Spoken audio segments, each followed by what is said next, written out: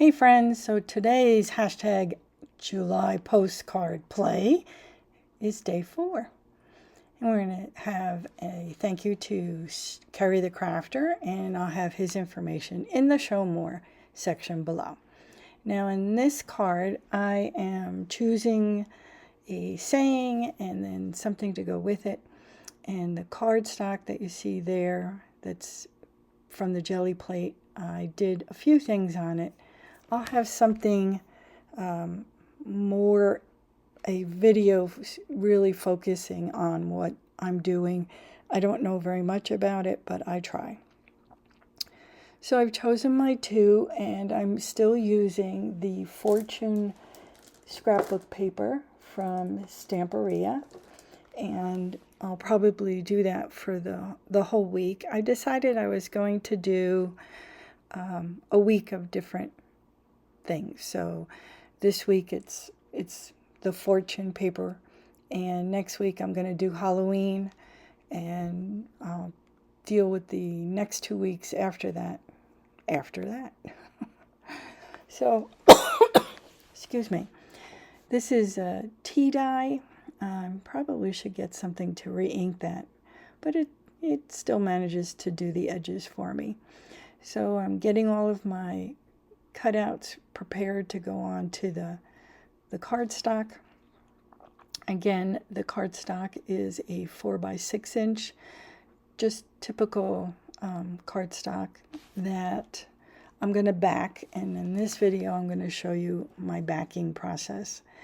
And the saying and the flower came from the paper pack, but this is actually a leftover from my grandmother's recipe book that started to fall apart. So I saved some of those papers so that I could use them in my artwork.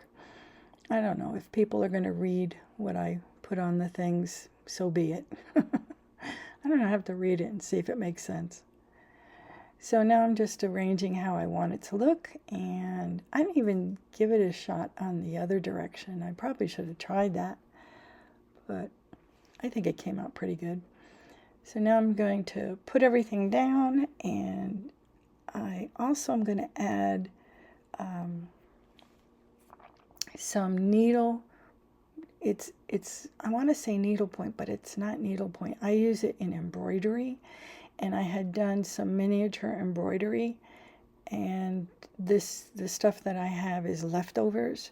So I've been using it in most of these. I think I have to look back and see. I think most of them have a piece of this needle craft. Oh, everything but number 3 has some of this. I thought it came out. I thought it was nearly a night. Oh, and number 1.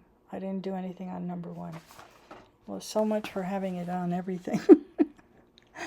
Anyway, I think it worked out nicely.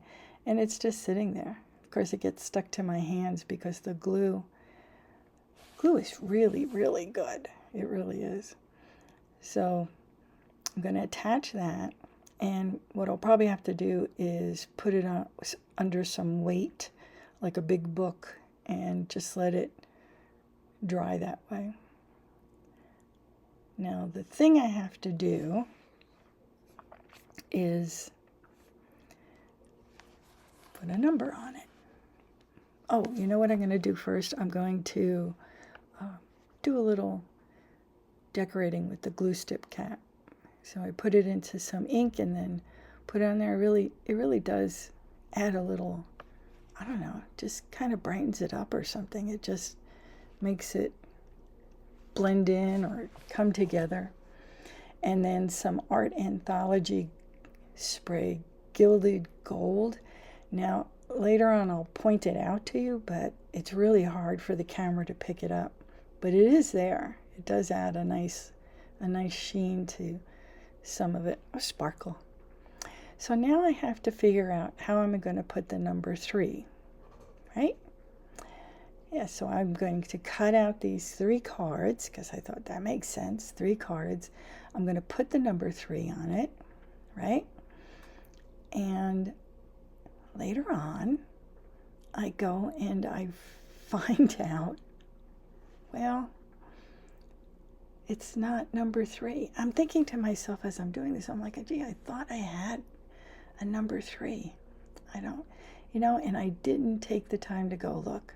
I was in the middle of doing this and I wanted to achieve it, and I'm thinking, geez, I thought I had a number 3. I thought the cards had a number 3. And there was number 3 in a different card. I realize this isn't supposed to be 3. This is supposed to be number 4, of course. So I took that off real quickly. I did find a 4, and just adding it to where I pulled off the number 3, and it sort of left a divot, but that's okay. It worked. That's where I put the number 4. And now, that's much, much better. So now I'm going to show you what I do. See, that's where the sparkles are, where I'm pointing. It's really not as bright as the paint, but in real life it is. All right, so this is the watercolor paper I have. I had cut it down, and now I was going to use it for something else, but I figured this, all I have to do is cut like a 1/2 inch off, and I got my 4x6 backing. So just